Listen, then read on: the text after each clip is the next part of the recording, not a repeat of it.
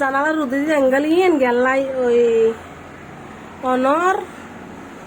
নুয়াতে জায়গা হম দে বেলকুনির জায়গা হম